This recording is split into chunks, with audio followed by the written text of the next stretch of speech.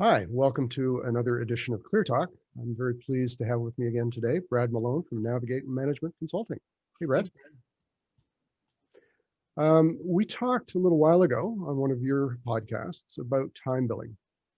And one of the items we talked about is the idea of not using time billing as a punitive measure. Now, I've heard you talk about don't get confused between the metric and the measure. What does that really mean? And how does that relate to what we were talking about? Well, an example, so, we set a target for utilization, or we think that the estimate was right. And therefore, when you start to kind of hone in on the measure, which is, are you hitting the estimate? People start to skew their behavior versus the metric is just how much time have you spent versus that estimate. So that's the metric is just what's the reality versus I'm driving you to an answer. And so when you drive people to an answer and actually reward the outcome. So another example would be as project managers, and I've tried to change this for 20 years, teaching for project management and a whole bunch of other teaching. All projects should be on time and on budget. And a good project manager will make it so.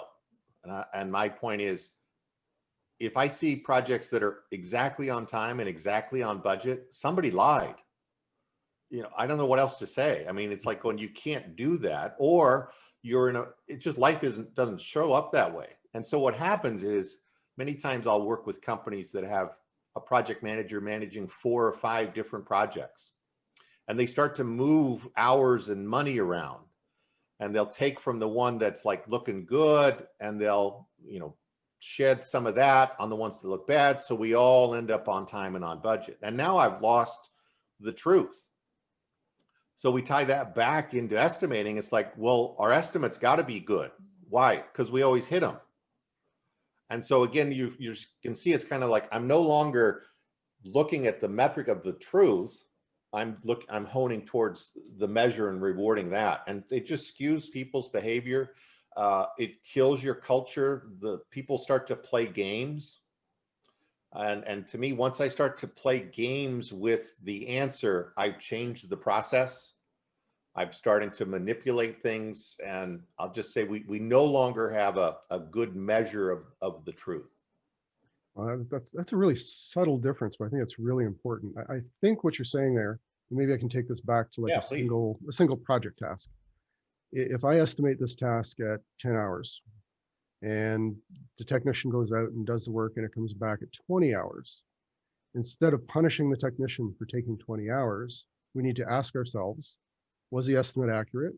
Are there other circumstances which cause that estimate to change? And is that something we need to feed back? Is that kind of the... Yeah, exactly. But it's also, did I even get the 20 back?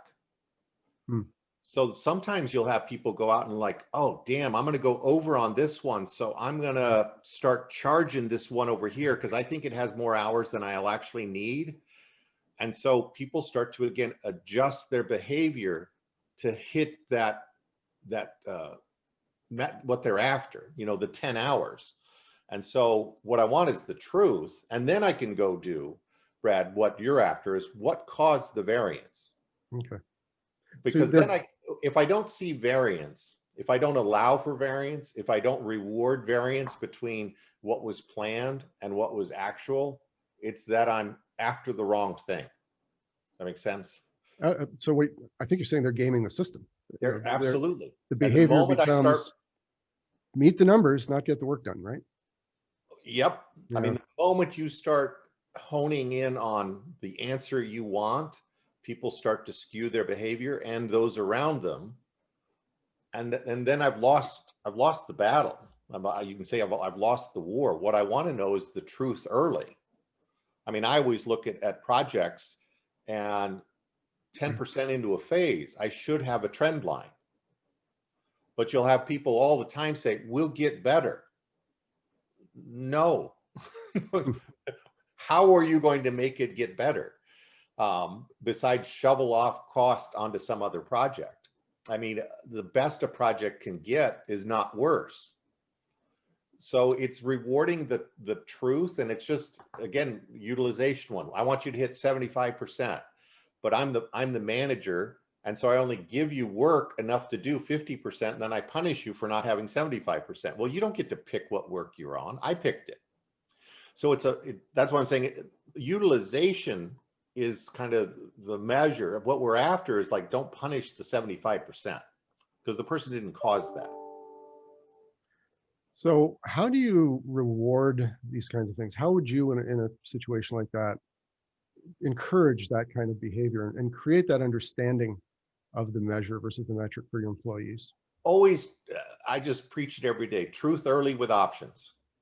Truth early with Truth options. early with options. Okay. So, and because the truth early will give me a variance, and it'll either be positive or negative variance.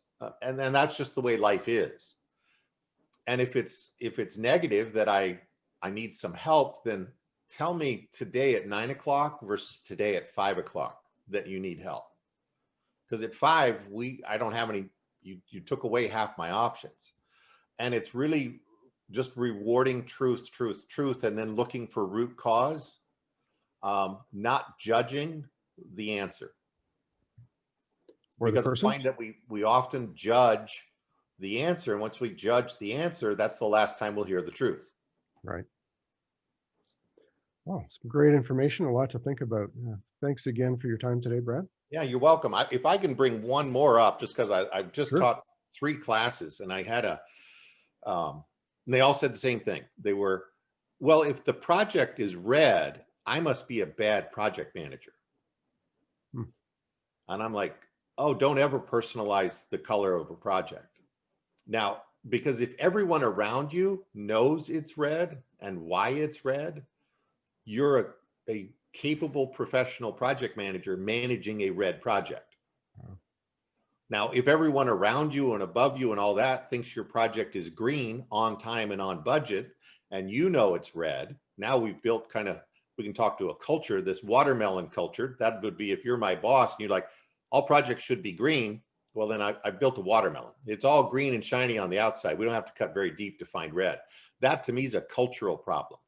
But when I, as a PM, feel that I'm being judged by the color of the project, I've lost the value of color coding. And so it's really, don't personalize the measure, if that makes sense. It's like, it is what it is. Now let's look for root cause and what I can do about it. That's what I'm going to remember, the watermelon culture. That's a great analogy. I find that in well, you've got watermelons and then you got Ponzi schemes, and neither of those, I think, mesh with a healthy culture. Right. Any last statements?